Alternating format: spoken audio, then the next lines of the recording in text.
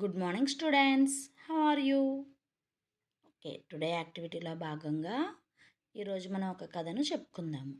మనం చెప్పుకునే కథ పేరు బంగారు గొడ్డలి. అనగనగా ఒక ఊరిలో రామయ్య అనే వ్యక్తి ఉండేవాడు. అతను కట్టెలను కొట్టి తన జీవనాన్ని కొనసాగిస్తూ ఉండేవాడు. రామయ్య ప్రతిరోజు అడవికి వెళ్ళి కట్టెలను కొట్టేవాడు.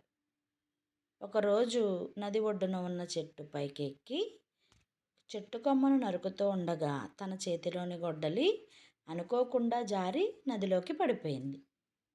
అప్పుడు రామయ్య నదిలోకి వెళ్ళి తన గొడ్డలి కోసం వెతకసాగాడు.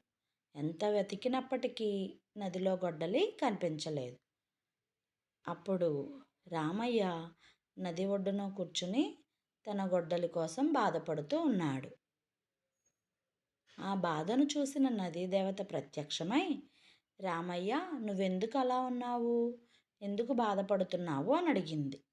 అప్పుడు రామయ్య జరిగిన విషయం మొత్తం చెప్పాడు. తన గొడ్డలి నీటిలో పడిపోయిందని, తన గొడ్డలే తనకు ఆధారమని చెప్పాడు. అప్పుడు నదీదేవత నీటిలో నుండి ఒక బంగారు గొడ్డలిని తీసి, ఇదేనా నీ గొడ్డలి అని అడిగింది.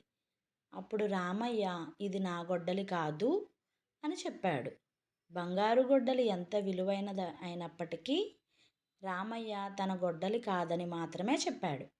మళ్ళీ నదీదేవత వెండి గొడ్డలిని తీసి, ఇదేనా నీ గొడ్డలి అని అడిగింది.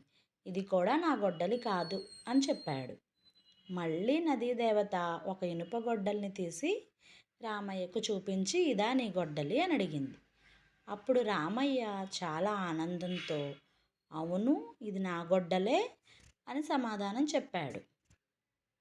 అప్పుడు నదీదేవత రామయ్య నిజాయితీకి మెచ్చి బంగారు గొడ్డలి, వెండి గొడ్డలి, ఇనుప గొడ్డలి 3 గొడ్డల్ని తనకి బహుమతిగా ఇచ్చింది.